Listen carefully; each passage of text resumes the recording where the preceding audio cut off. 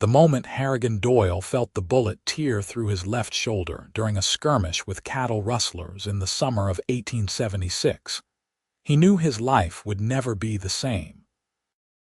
The wound healed poorly over the following months, leaving him with a burning, relentless pain that radiated down his arm and across his broad back, turning every movement into an exercise in endurance. He had been a mountain man for 12 years, living in the rugged peaks west of Nevada, Missouri, trapping beaver and hunting elk, his massive frame and powerful muscles built from years of surviving in the wilderness. But now, at 32, the chronic pain threatened to end the only life he had ever known. Harrigan pushed open the door to the general store in Nevada with his right hand, keeping his left arm close to his body. The town had grown since his last visit 6 months ago, with new buildings sprouting along the main street and more wagons crowding the dusty roads. He needed supplies before heading back into the mountains, though lately he had been questioning whether he could manage another winter alone in his cabin. The pain kept him awake most nights, and even simple tasks like chopping wood or skinning game left him gasping and drenched in sweat. "Help you, mister?" The shopkeeper, a thin man with spectacles, looked up from his ledger. "Flour, salt, coffee," Harrigan said, his voice rough from disuse. "Ammunition for a Sharps rifle, tobacco if you have it." While the shopkeeper gathered his supplies, Harrigan leaned against the counter, trying to ease the pressure on his shoulder. The pain had been especially bad this morning, a deep ache that felt like someone was grinding broken glass into his bones. He had tried everything the doctors recommended laudanum that left him foggy-headed and useless, whiskey that only dulled the edge temporarily, even a traveling medicine man's tonic that tasted like turpentine and did absolutely nothing. "That will be $8.40, the shopkeeper said, arranging the goods on the counter.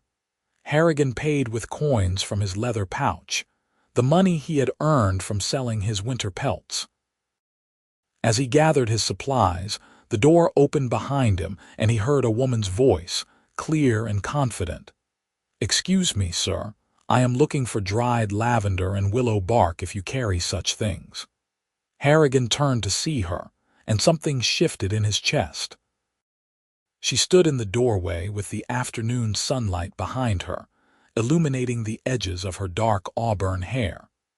She wore a simple green dress, practical but well-made, and carried a worn leather satchel over one shoulder.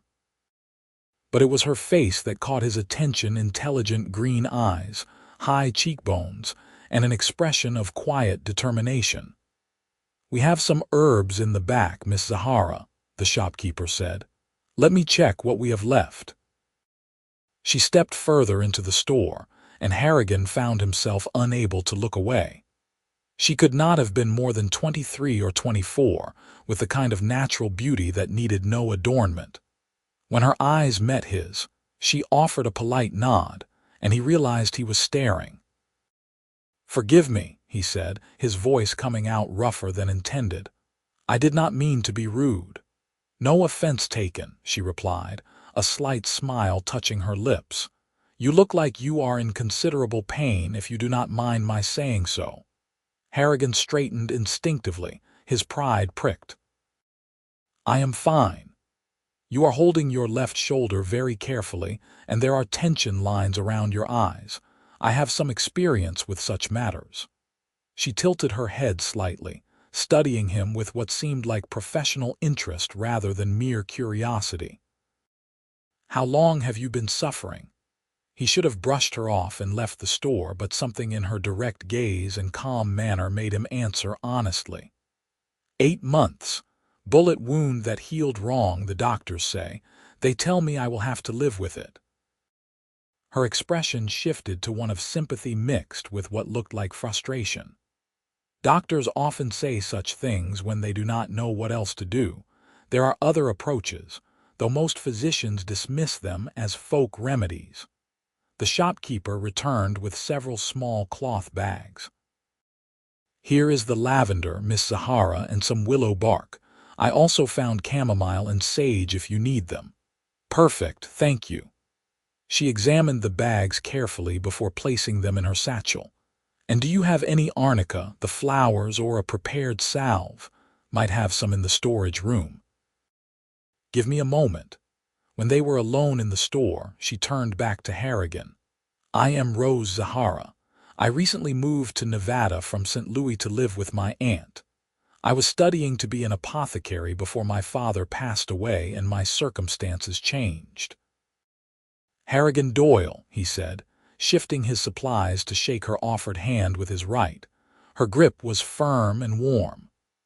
"Mountain man, though I might be looking for a new profession if this pain does not improve. May I ask you something forward?" Rose stepped closer, her eyes searching his face. "Would you let me examine your shoulder? Not here, of course, but I have a small workspace at my aunt's house where I prepare herbal remedies. I believe I might be able to help you, truly help you, not just mask the symptoms." Harrigan had been disappointed too many times to feel hopeful, but something in her confidence, in the knowledge that seemed to shine from her eyes, made him want to believe. "I have tried everything the doctors suggested. What makes you think you can do better?" "Because I studied with an herbalist who learned from native healers. People who understood that the body has its own wisdom and sometimes just needs the right support to heal itself. The pain you are experiencing is likely inflammation pressing on nerves, combined with muscle tension from favoring the injury. There are herbs that can reduce inflammation more effectively than anything in a doctor's bag, and techniques to help the muscles release their grip." The shopkeeper returned with a small jar. "Found the arnica salve, made it myself from flowers my wife grew." Rose purchased her supplies and then looked back at Harrigan expectantly. "What do you say, Mr. Doyle? Will you let me try?"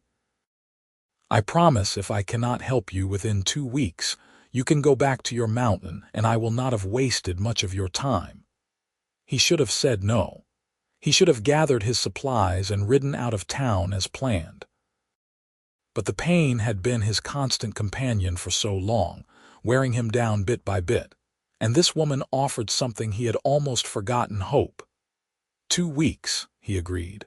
"But I warn you, I am not an easy patient. I have a temper when the pain gets bad." "I have dealt with far worse than a grumpy mountain man," she said with a smile that made something warm bloom in his chest. "Can you come to my aunt's house tomorrow morning? It is the yellow house on Oak Street, the one with the rose garden in front." Harrigan found himself agreeing, and after she left the store with a cheerful wave, he stood there wondering what he had just committed himself to.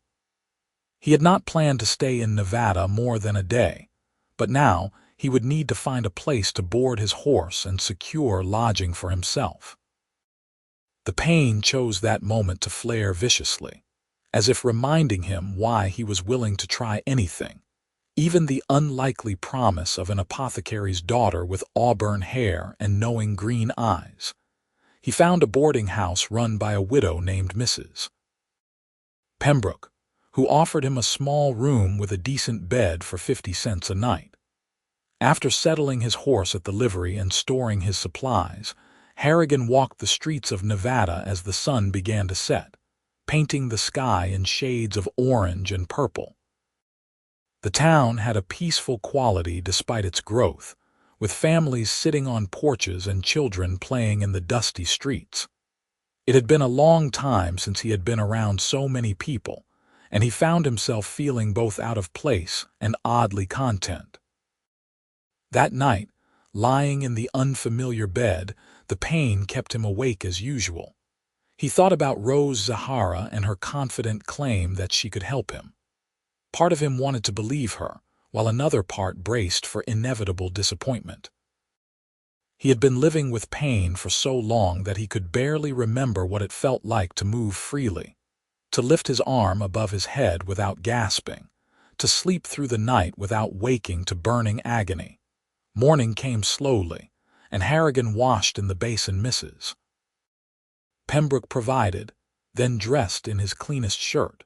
He caught sight of himself in the small mirror and barely recognized the man staring back.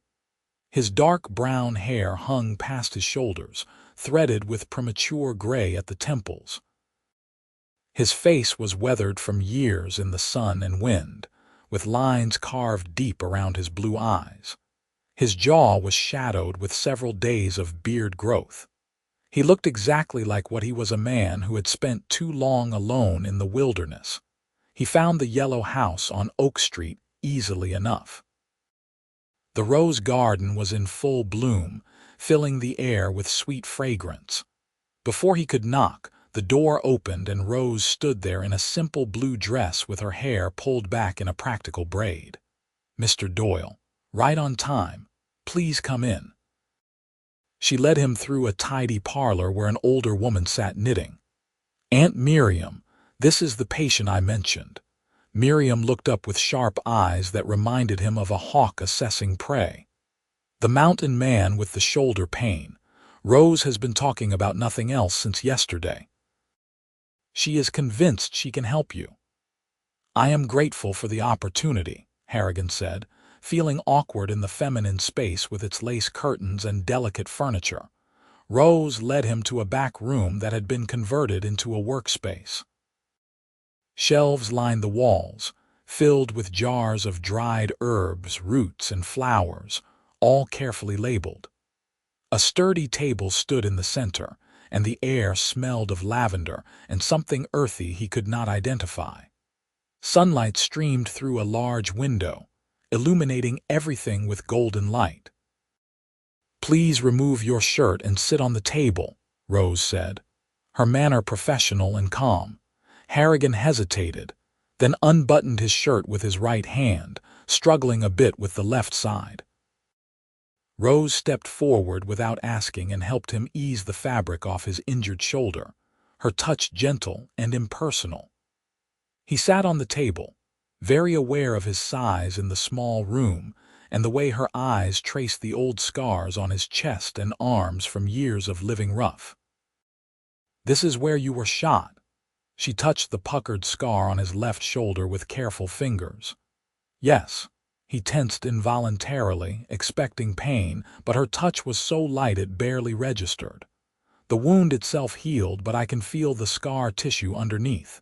It is thick and restrictive." Her fingers moved slowly, palpating the area around the injury. "Does this hurt some?" "And this?"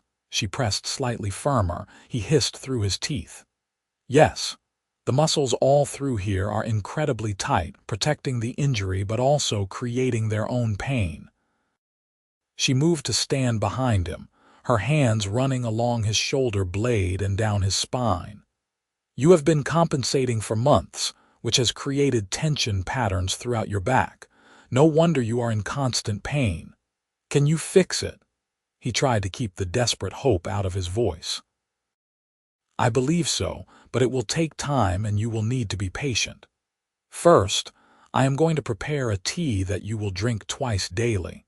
It contains turmeric, ginger, willow bark, and several other herbs that reduce inflammation.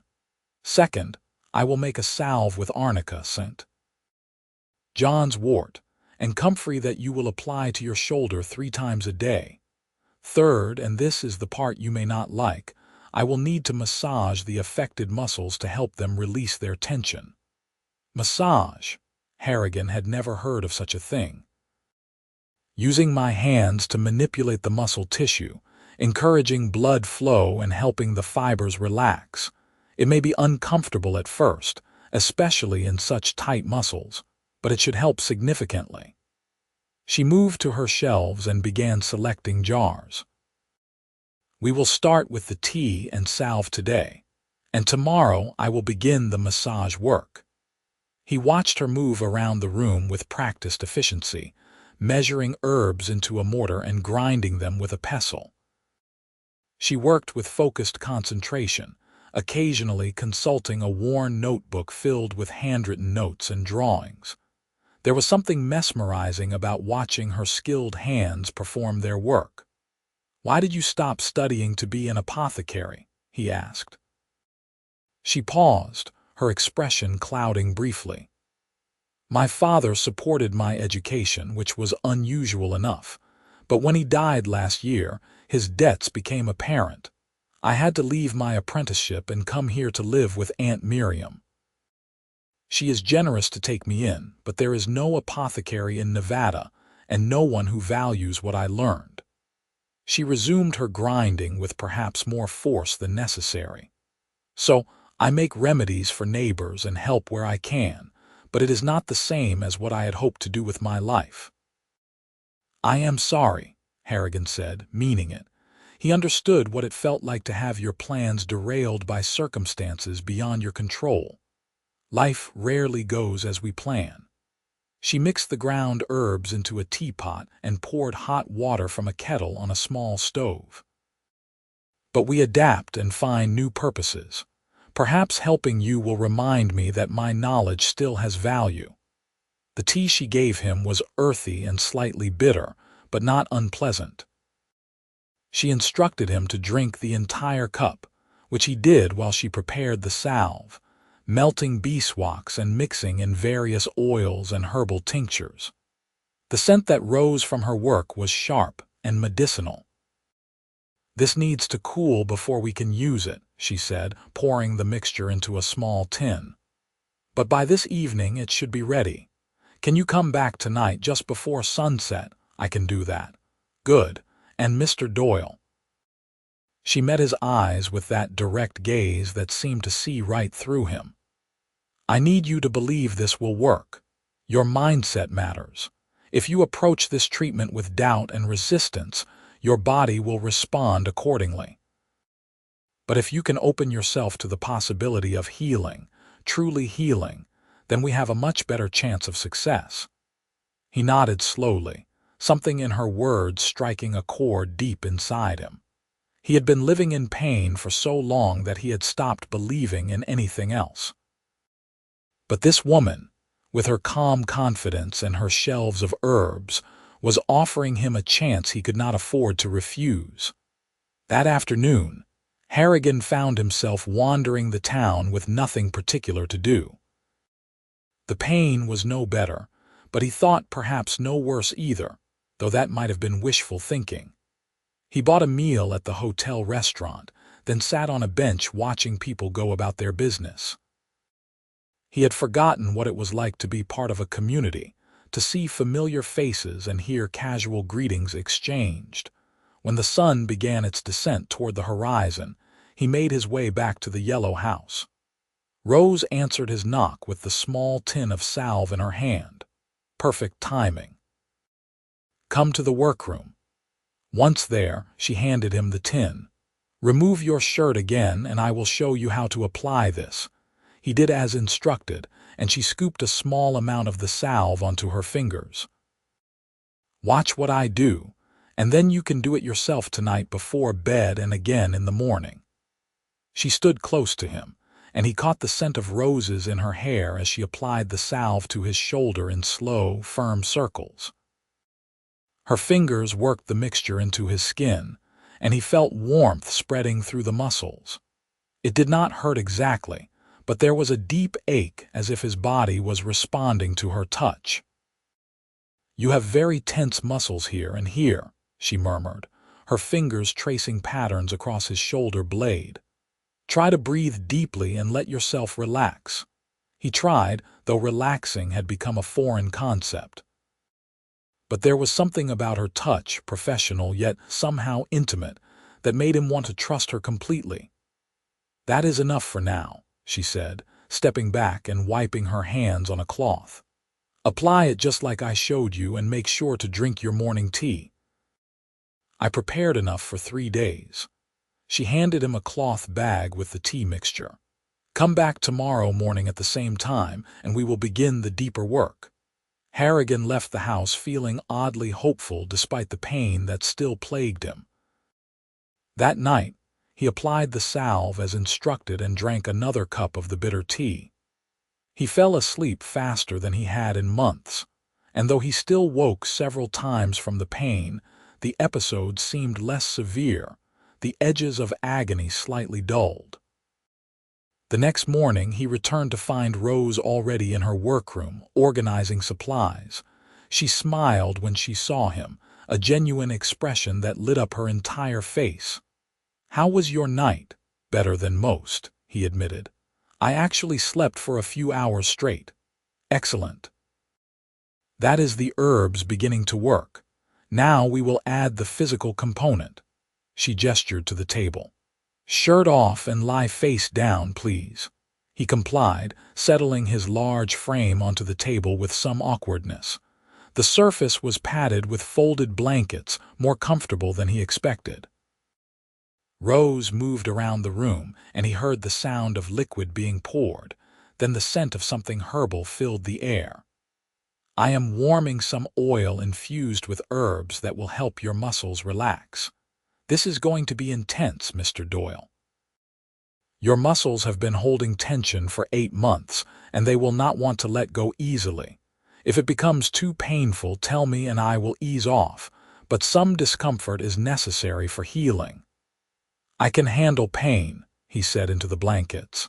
"I believe you can." Her hands settled on his back, slick with warm oil, and began to move in long, firm strokes. At first it felt good, almost pleasant. But then she found a particularly tight spot near his shoulder blade and pressed deeper, and he could not suppress a groan.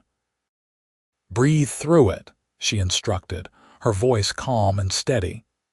"This is years of tension trying to release. Your body is fighting me, but I need you to let go." He focused on breathing as her hands worked relentlessly, finding every knot and tight band of muscle and systematically addressing each one. Sometimes she used her fingers, sometimes her knuckles, sometimes what felt like her whole forearm pressing into his back. The pain was extraordinary, different from the chronic ache he had learned to live with. This was sharp and immediate, but somehow cleaner, as if poison was being drawn from a wound. "You carry a lot of weight on these shoulders," Rose said softly as she worked. "Not just physical weight, I think. You have been alone for a long time, haven't you?" "Most of my adult life," he managed to say through gritted teeth. "That is a heavy burden in itself. Humans are not meant to be solitary creatures, no matter how strong we think we are." Her hands moved to his neck, fingers probing the tight muscles there. "What made you choose the life of a mountain man?" He had not talked about his past in years, but something about the intimacy of her hands on his body, the darkness of lying face down, made the words come easier. "My parents died when I was 17. Cholera outbreak in Ohio. I had 2 younger sisters, but they went to live with relatives who did not want a nearly grown boy to feed. I headed west, figured I would make my own way. Ended up in the mountains and found I had a talent for trapping and hunting. Seemed easier to stay than to find somewhere I belonged. And you have been alone ever since." Her hands paused for a moment, then resumed their work. "Mostly. I come to town a few times a year to trade and buy supplies. There have been a few women over the years, but nothing that lasted. Mountain life is not for everyone. No, I imagine it is quite isolated." She worked in silence for a few minutes, then said, "Tell me when I find a spot that feels different from the general pain. Sometimes there are specific trigger points that, when released, can provide significant relief."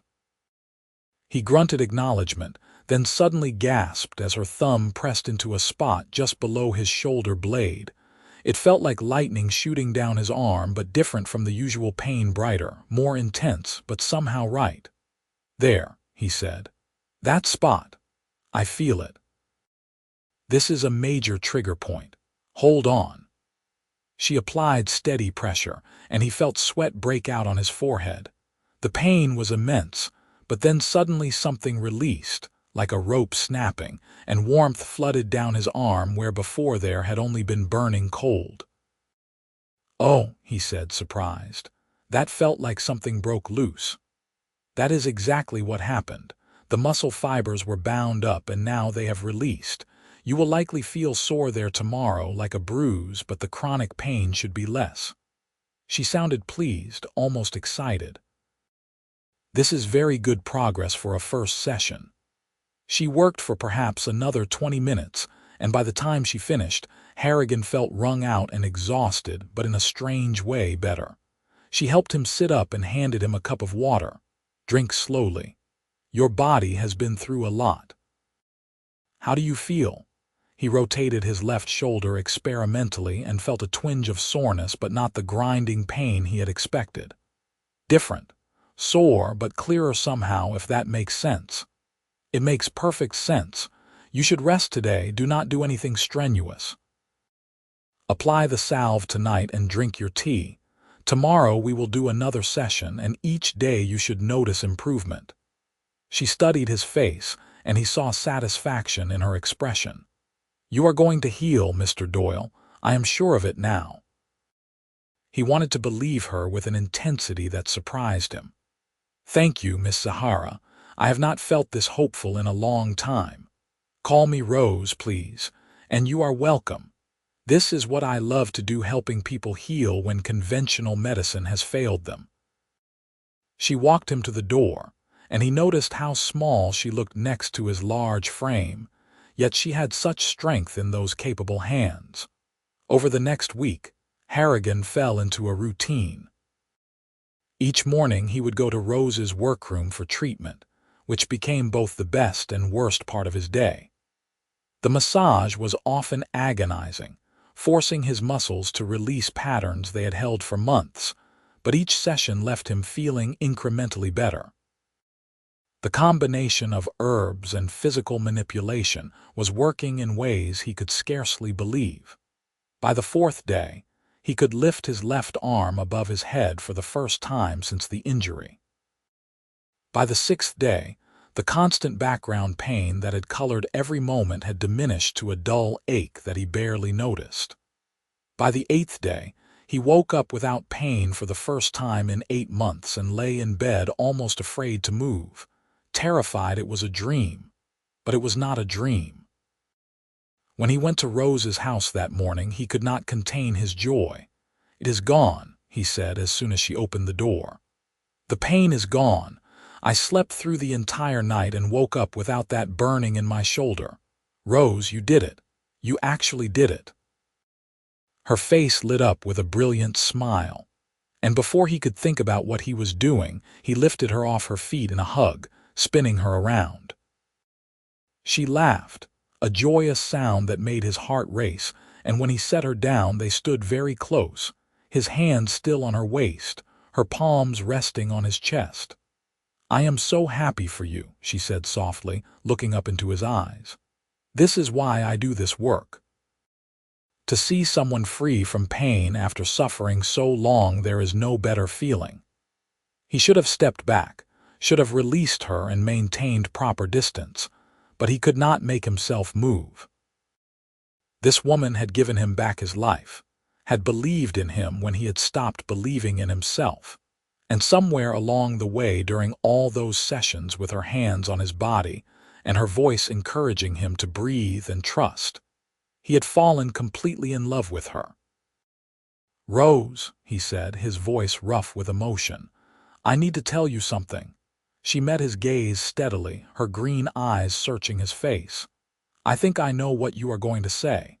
You have changed everything for me. Not just healing my shoulder, but reminding me what it feels like to hope, to trust someone, to look forward to each day.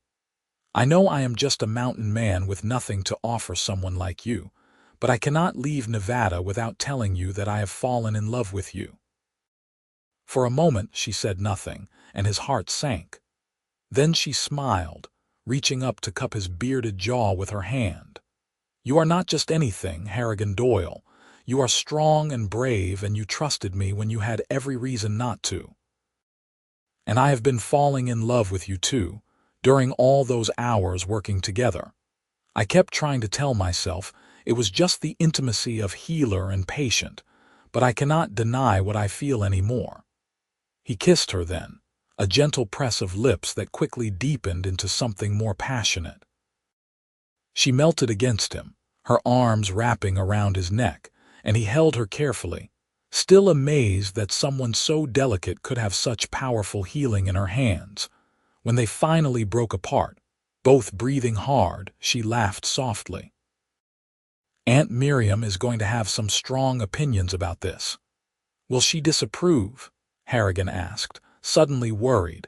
He had not thought about propriety or what it would mean for Rose's reputation to be involved with someone like him. Probably initially, but she is a romantic at heart.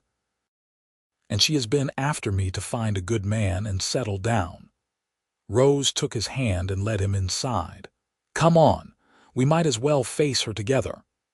Aunt Miriam was in the parlor as usual, but Harrigan suspected she had heard everything. Her sharp eyes took in their linked hands and the obvious joy on both their faces. "So the mountain man has fallen for my niece," she said bluntly. "And she for him, unless I am very mistaken." "Yes, madam," Harrigan said, meeting her gaze directly. "I love Rose and I want to court her properly with your permission." "Court her and then what?" "Take her up to your cabin in the mountains where she will be isolated and alone for months at a time. My niece is educated and talented. She deserves better than that." "Aunt Miriam." Rose protested, but Harrigan held up his hand. "She is right to question me.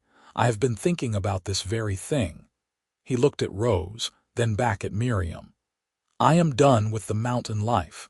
These past days in Nevada have shown me what I have been missing all these years. I want to be part of a community, to build something lasting. I have money saved from my trapping years, enough to buy land and build a proper house. I was thinking of starting a hunting guide business, taking wealthy folks from back east into the mountains for short trips. That way I can use my skills but still have a home to return to." Rose's eyes widened. "You would give up your solitary life for that?" "I would give it up for you," he said simply. "The mountains are beautiful, but they are lonely. I did not realize how lonely until I met you and remembered what it feels like to connect with another person. I want to build a life with you, Rose, if you will have me."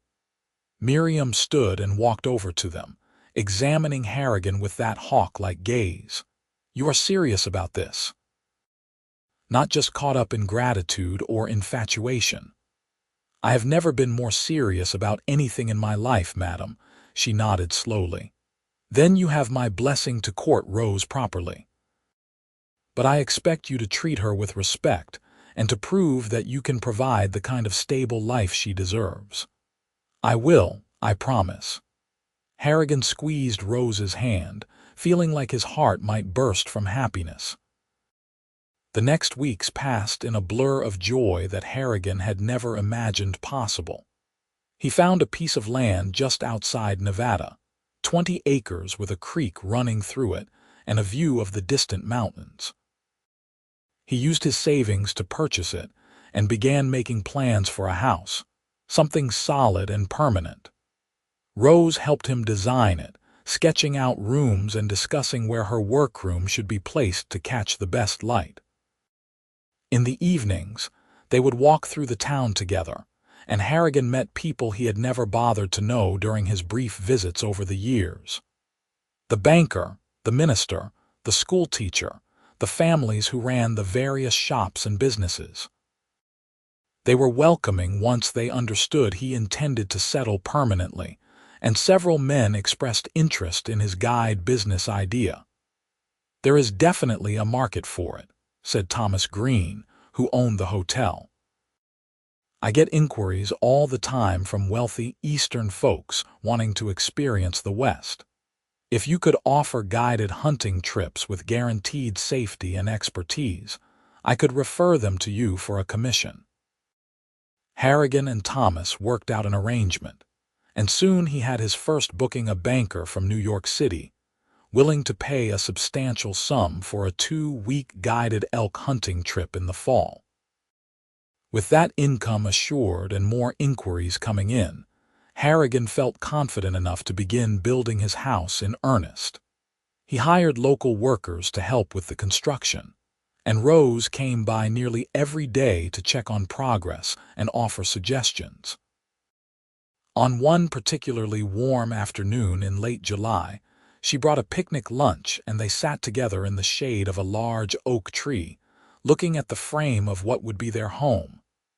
"I have been thinking," Rose said, leaning against his shoulder. "Once the house is finished, and we are married, assuming you are going to ask me properly, I would like to open an apothecary shop in town. A real one, where I can help people with their ailments and teach them about herbal remedies." "I think that is a wonderful idea," Harrigan said, kissing the top of her head. "You have so much knowledge that should be shared, and I have been meaning to ask you properly." He shifted so he could look into her eyes, taking both her hands in his. "Rose Zahara, you healed my body and my soul. You taught me that I deserve more than just survival, that I can have a real life filled with love and purpose. Will you marry me and be my partner in building this new life together?" She smiled through tears that sparkled in the sunlight. "Yes, Harrigan Doyle. Yes, I will marry you. I love you with all my heart." He kissed her deeply, tasting salt from her happy tears, and they held each other as the summer breeze rustled through the oak leaves above them. They set a date for early September, after the house would be finished, but before Harrigan's first hunting expedition. The house came together beautifully, a sturdy two-story structure with a wide porch and large windows. Rose's workroom had southern exposure and plenty of shelving for her herbs and supplies. There was a spacious kitchen, a comfortable parlor, and upstairs, 3 bedrooms, one for them and 2 more for the children they hoped to have someday. Aunt Miriam helped Rose prepare for the wedding, sewing a beautiful dress of ivory silk that made Rose look like an angel. The ceremony took place in the small church in Nevada on a perfect September morning, with what seemed like the entire town in attendance. Harrigan wore a new suit that felt strange after years of buckskins and rough clothing, but Rose told him he looked handsome, and that was all that mattered.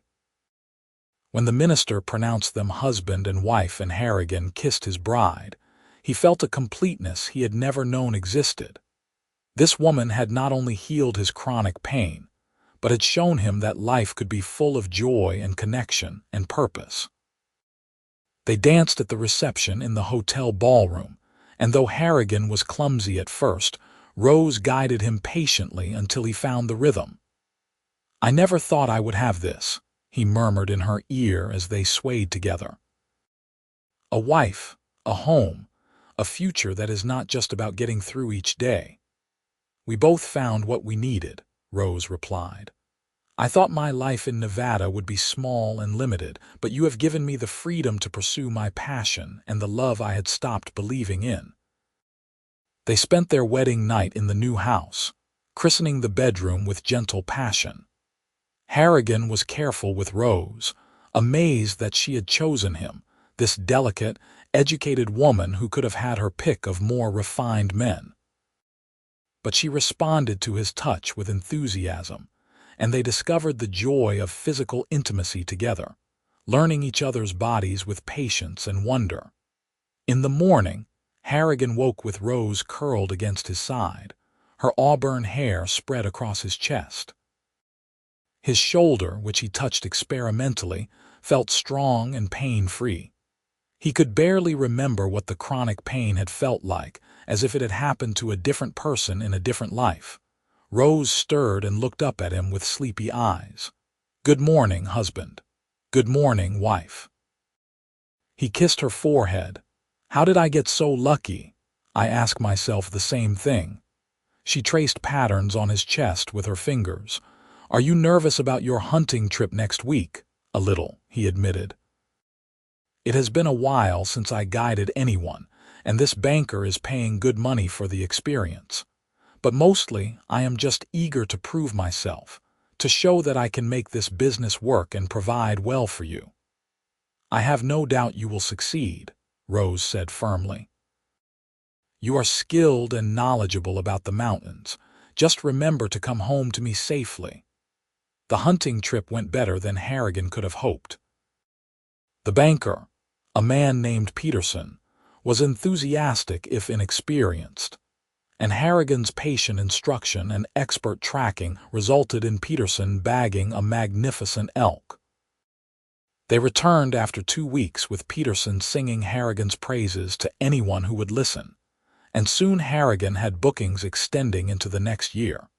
Meanwhile, Rose opened her apothecary shop in a small building on Main Street.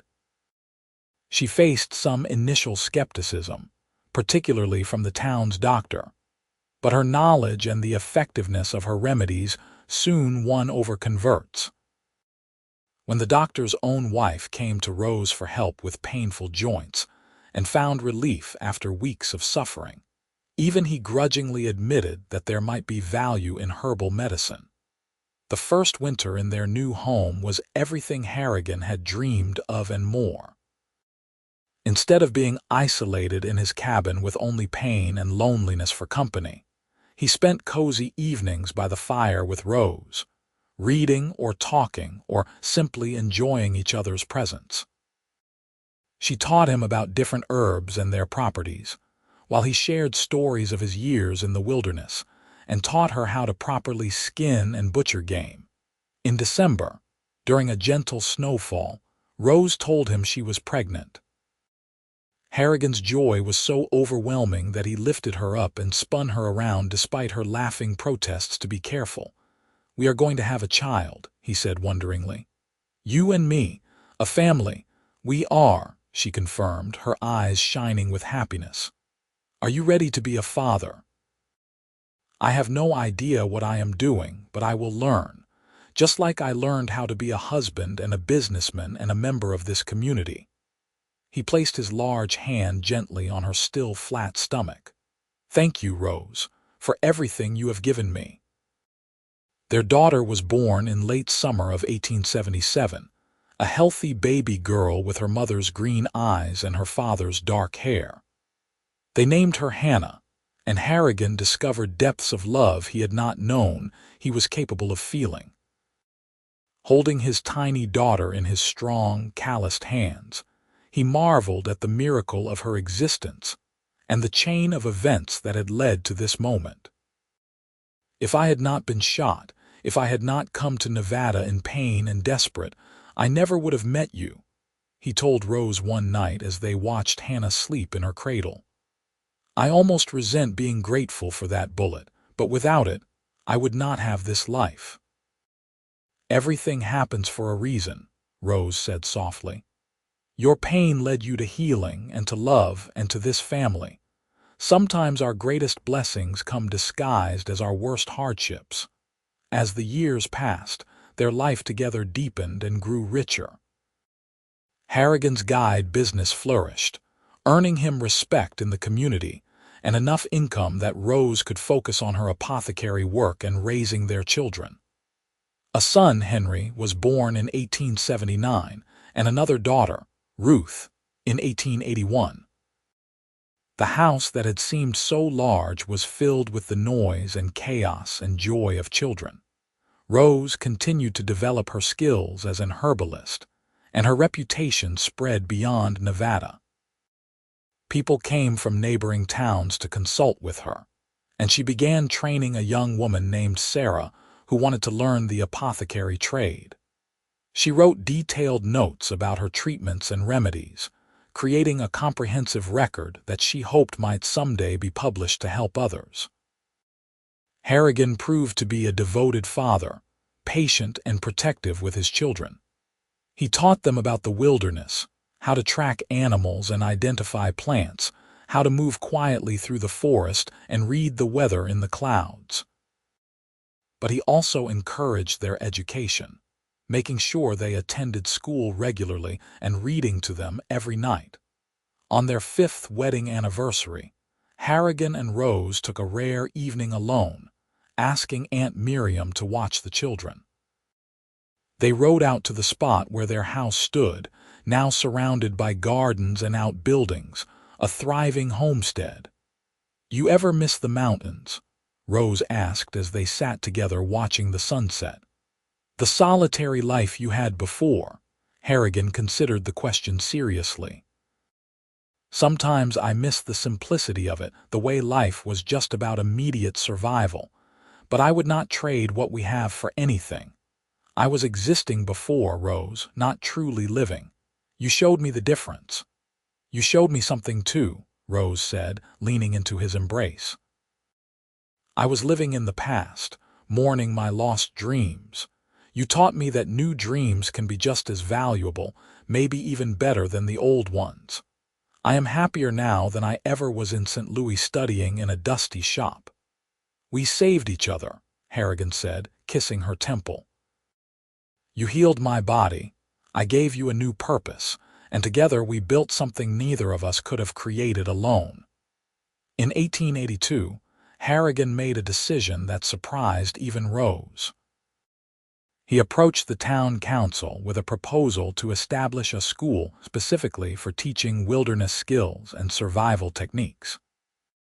With his reputation and expertise, the council approved, and Harrigan found himself teaching groups of young men the skills he had learned over his years in the mountains. He loved the work, the way it allowed him to share his knowledge while staying close to home and family. Rose's apothecary had become an essential part of Nevada's community. When scarlet fever threatened the town in 1883, her herbal remedies and careful nursing helped reduce the severity of the outbreak. The doctor, now fully supportive of her work, consulted with her on difficult cases, and together they provided better care than either could have alone. On a crisp autumn evening in 1885, 9 years after their first meeting, Harrigan and Rose sat on their porch watching their children play in the yard. Hannah was 8 now, responsible and clever, helping her mother in the apothecary on weekends. Henry at 6 was adventurous and fearless, already showing signs of his father's love for the wilderness. Ruth at 4 was sweet and gentle, with a natural affinity for growing things. You remember the day we met? Rose asked, her hand finding Harrigan's. You were so stubborn, trying to hide how much pain you were in. I remember thinking you were the most beautiful thing I had ever seen, standing in that doorway with the sunlight behind you, Harrigan replied. And then, when you said you could help me, I wanted to believe you so badly but was afraid to hope. I knew from that first examination that I could heal you, Rose said. Your body just needed the right support, but I never expected to fall in love with you. That was the real healing for both of us. My shoulder has never given me a moment of trouble since those first weeks of treatment, Harrigan marveled. 10 years and I have been completely pain-free. You gave me back my body, Rose. And you gave me back my purpose, she countered. Before you, I was drifting, using only a fraction of what I had learned. Now I help people every day, and I am training others to continue this work. You believed in me when I had stopped believing in myself. They sat in comfortable silence, watching the sun paint the sky in shades of orange and pink. Hannah called to her younger siblings, organizing them for some game she had invented. Their laughter rang out clear and joyful in the evening air. I have been thinking, Harrigan said slowly, about expanding the homestead. Maybe buying the adjacent 20 acres and building a proper facility for the wilderness school. What do you think? Rose smiled. I think that is a wonderful idea. And I have been thinking about writing a comprehensive guide to herbal medicine, compiling all my notes and treatments into a book that could help people beyond just those who can visit my shop. Then let us do both, Harrigan said decisively. We have built something good here, Rose. Let us keep building, keep growing, keep helping people. That is what we do best together. Over the next few years, they did exactly that. Harrigan purchased the additional land and constructed a building that served as both classroom and dormitory for his wilderness school. Young men came from across Missouri and neighboring states to learn from him, and he took pride in teaching them not just survival skills, but respect for the land and its resources. Rose completed her herbal medicine guide in 1887, a thick volume filled with detailed descriptions of plants, preparation methods, and treatment protocols. A publisher in St. Louis agreed to print it, and the Practical Herbalist's Guide by Rose Doyle became a valuable resource for apothecaries and healers throughout the region. Their children grew strong and capable. Hannah showed interest in following her mother's footsteps, already learning the properties of various herbs and how to prepare remedies. Henry loved working with his father, guiding hunting parties and teaching at the wilderness school. Ruth developed a talent for drawing and spent hours sketching plants and animals, creating beautiful illustrations for her mother's botanical studies. In 1890, on the 14th anniversary of that first fateful meeting in the general store, the town of Nevada held a celebration in honor of Harrigan and Rose's contributions to the community. The mayor gave a speech praising Harrigan's wilderness school and Rose's apothecary, noting how they had put Nevada on the map as a place of learning and healing. When Harrigan Doyle came to our town 14 years ago, he was a solitary mountain man suffering from chronic pain, the mayor said to the assembled crowd. And Rose Zahara was a young woman whose considerable talents were being wasted. But they found each other, and in healing his body, Rose healed his spirit. Together, they have built institutions that serve this entire region and trained countless others in their respective crafts. They represent the best of what our community can be: innovative, compassionate, and dedicated to helping others. Harrigan, uncomfortable with the public attention, squeezed Rose's hand as the crowd applauded. She leaned close and whispered, "You deserve this recognition.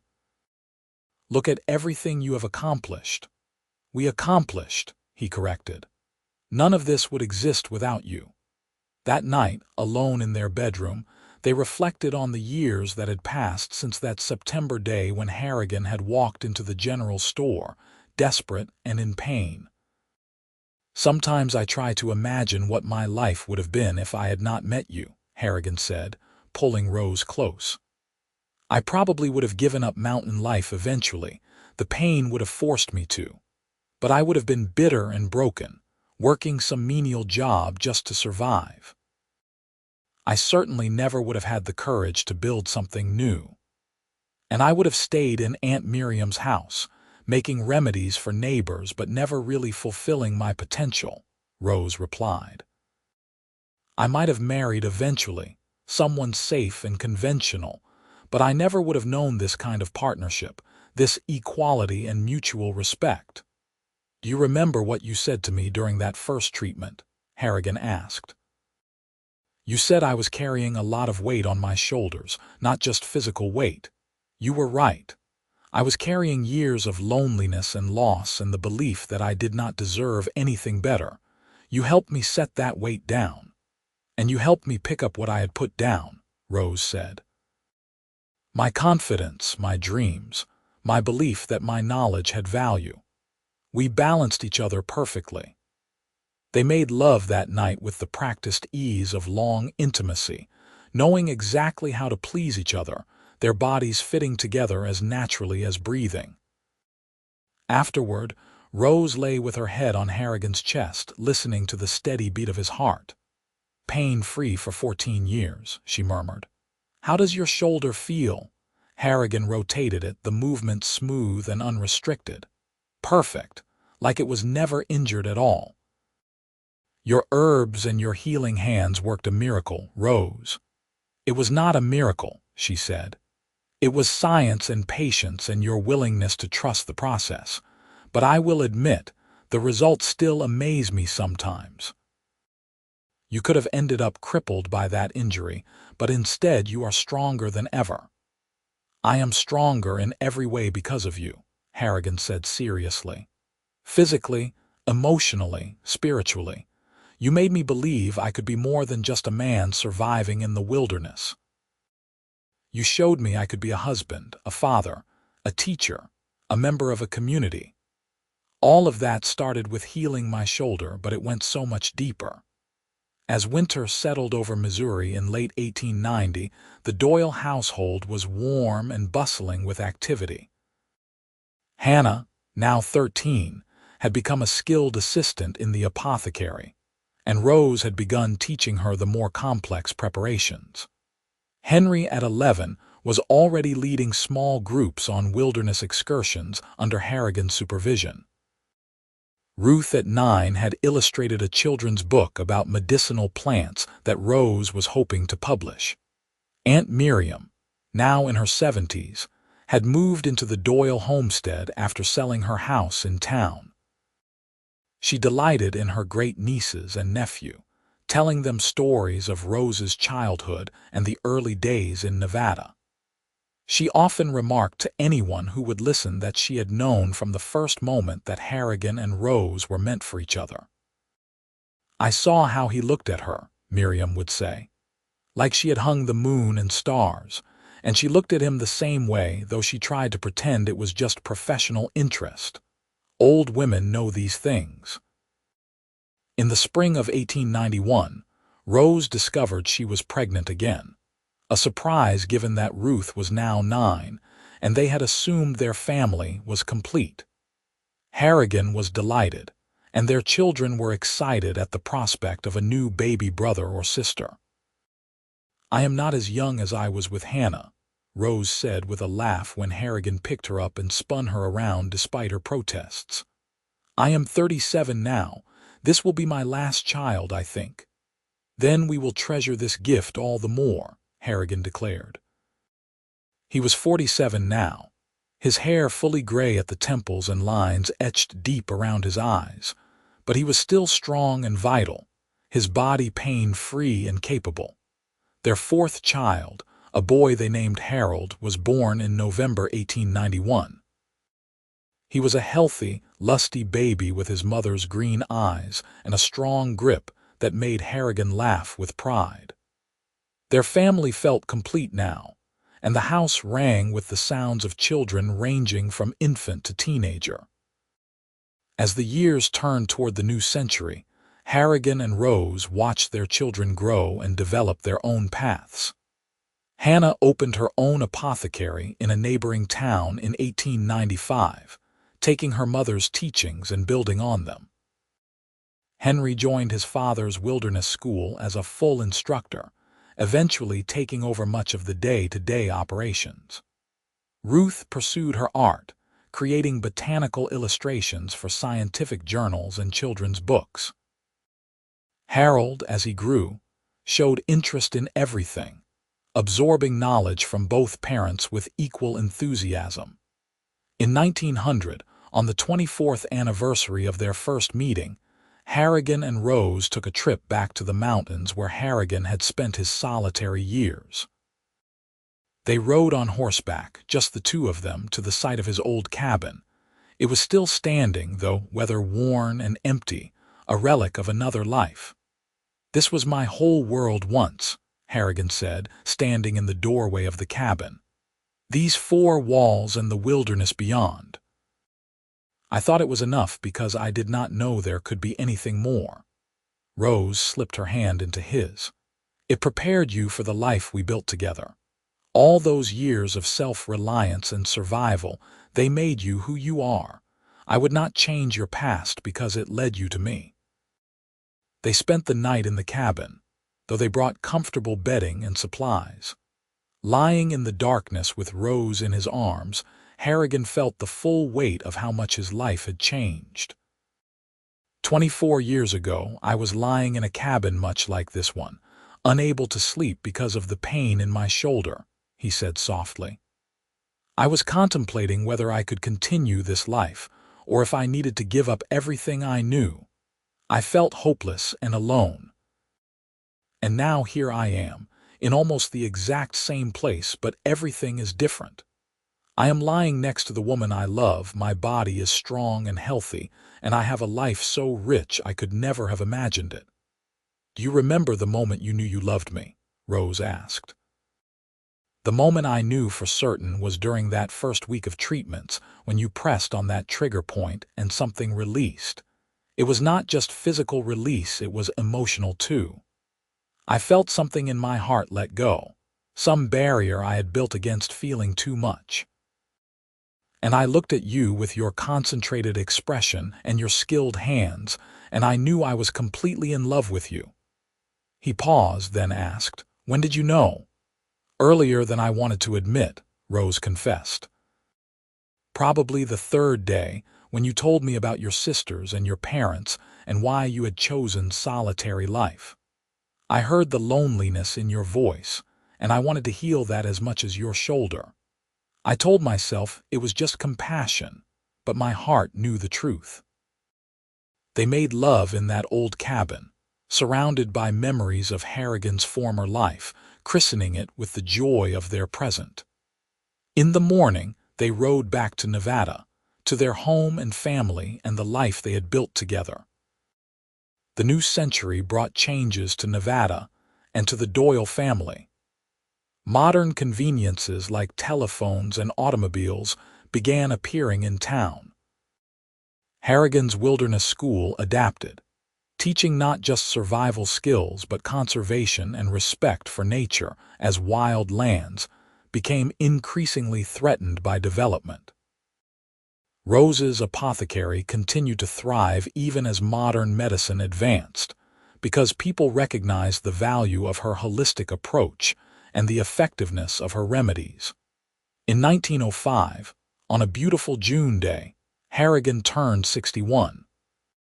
His children and grandchildren, Hannah had married and had 2 children of her own, gathered at the homestead for a celebration. Harrigan stood on his porch, looking at the assembled family, and felt overwhelmed with gratitude. "I want to say something," he announced, and the chatter quieted. 61 years ago, I came into this world. For most of those years, I was just surviving, getting by, not really living. But 29 years ago, I met a woman who changed everything. Rose healed my body when doctors said I would have to live with pain forever. But more than that, she healed my spirit and showed me what life could be. Everything you see here, this house, this family, the school, the success we have had, it all started because Rose knew which herbs would heal chronic pain. She was not just an apothecary, she was a miracle worker." Rose's eyes filled with tears as Harrigan continued, but the real miracle was not the healing itself. It was what the healing led to: love, family, purpose, community. I was just a mountain man in pain, and she was a young woman with knowledge nobody valued. Together, we became something neither of us could have been alone. So I want to thank you, Rose, for 30 years of marriage, for 4 incredible children, for the life we have built. You gave me everything. Rose stood and went to him, and he pulled her close. This woman who still made his heart race even after 3 decades together. Their children and grandchildren applauded, and Hannah raised a glass in a toast. "To our parents, who taught us that true love is not just romance but partnership, mutual respect, and the daily choice to support each other's dreams." As the party continued around them, Harrigan and Rose slipped away to their favorite spot, the oak tree where he had proposed all those years ago. They sat together in comfortable silence, watching the sun set over the land they had cultivated together. "How is your shoulder?" Rose asked with a smile, knowing what he would say. "Perfect," Harrigan replied, rotating it to demonstrate. "Not a twinge of pain in 29 years. Your treatment did not just heal me temporarily, it healed me completely and permanently. You gave me back my body, Rose. And you gave me back my confidence and purpose," Rose said. "We were both broken in different ways when we met, and we healed each other. Do you ever wonder what would have happened if I had not come into that general store that day? Or if you had not been there, or if you had not offered to help me, Harrigan asked. Sometimes, Rose admitted, but I think we were meant to find each other. Maybe it was fate, maybe it was luck, but somehow, against all odds, we ended up exactly where we needed to be. They sat together as darkness fell, and Harrigan marveled at the journey that had brought him from pain-racked solitude to this moment of perfect contentment. His shoulder, once the source of constant agony, felt strong and capable.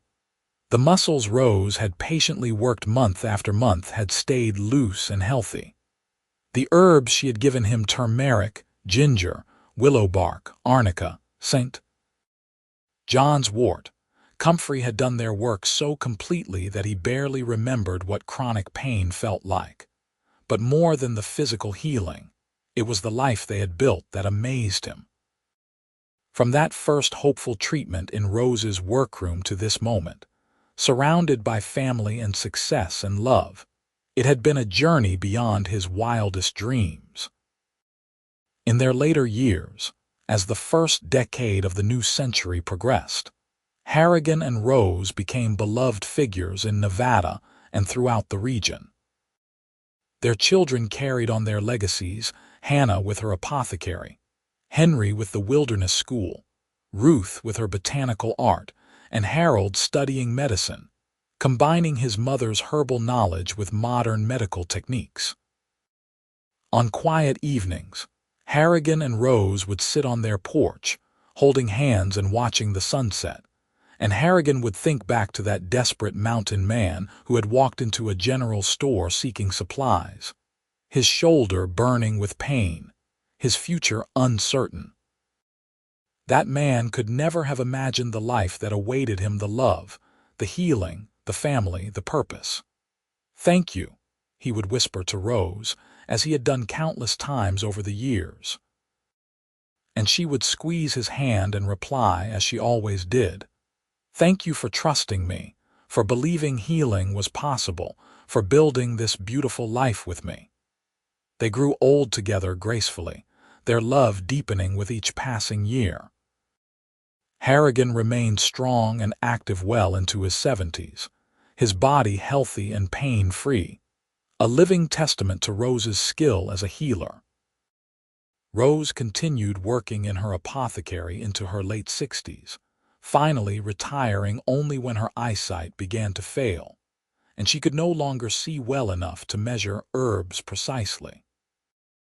Their golden years were spent surrounded by children, grandchildren, and eventually great-grandchildren, all of whom heard the story of how Grandma Rose had healed Grandpa Harrigan's chronic pain with herbs and massage, and how that healing had led to a love story that spanned decades.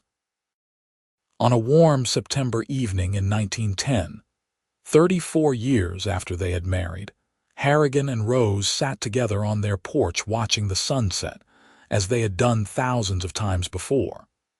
Harrigan was 76 now, his hair completely white but his body still strong. Rose was 66, her auburn hair faded to silver but her green eyes as bright and intelligent as ever.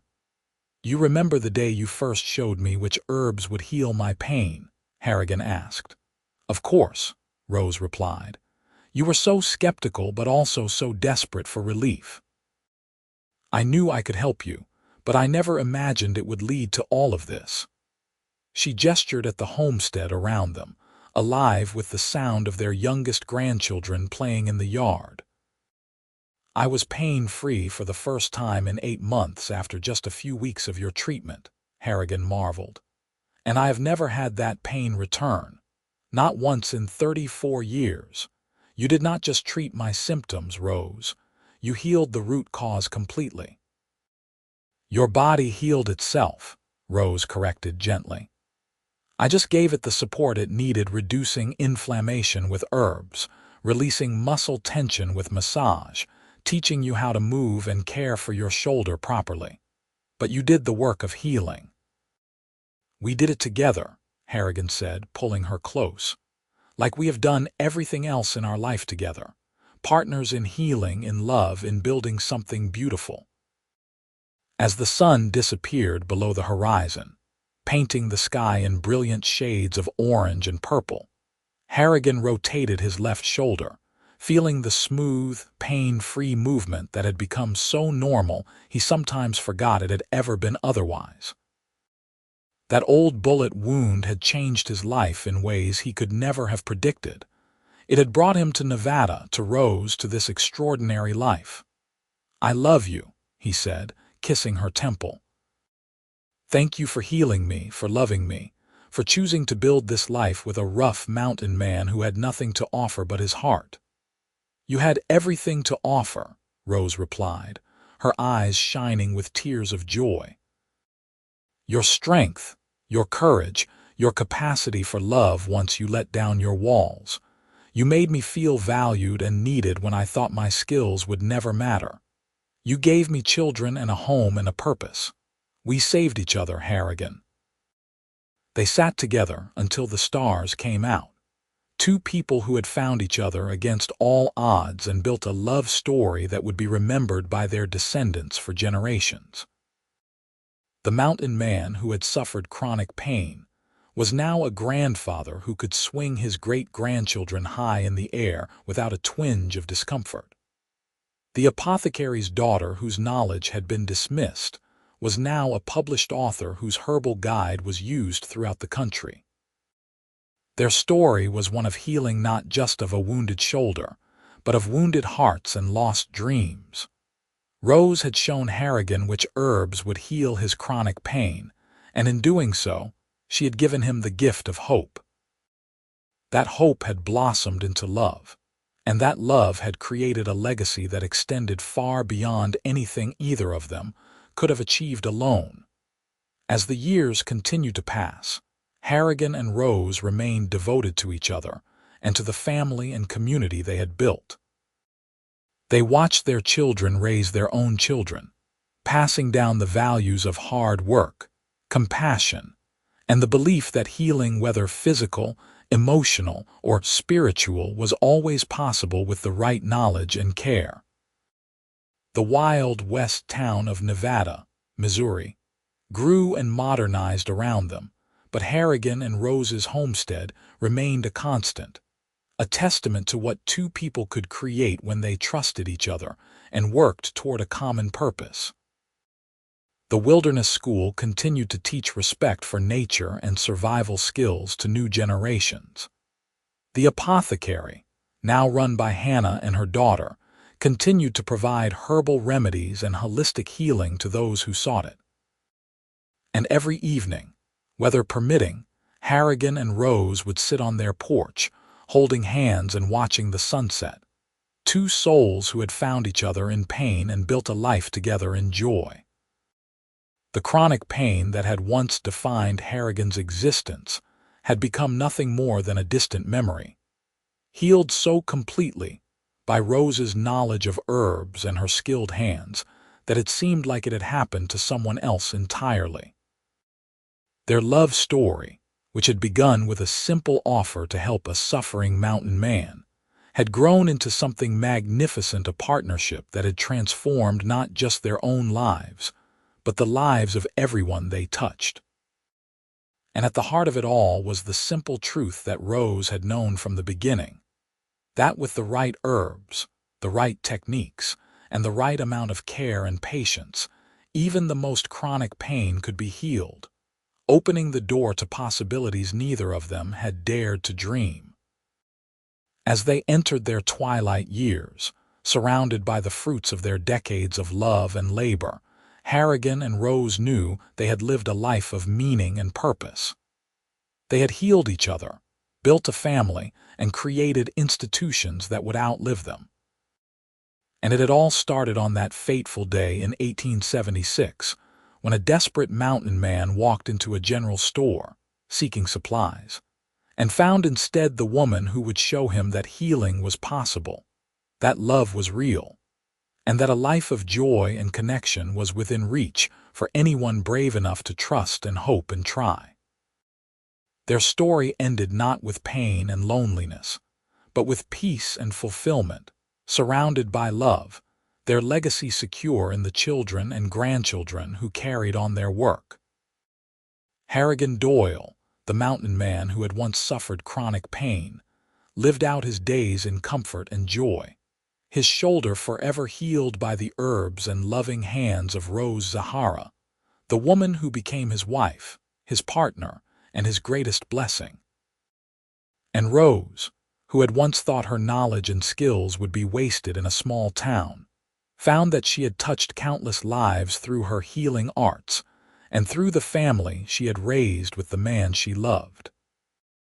Together, they proved that sometimes the greatest love stories begin with the simple act of one person helping another, of seeing someone in pain and offering hope, of believing that healing is possible even when all seems lost. Their legacy lived on in Nevada, Missouri, in the wilderness school that taught respect for nature, in the apothecary that continued to heal with herbs and compassion, and most of all, in the family they had created together, a family built on the foundation of healing, trust, and enduring love.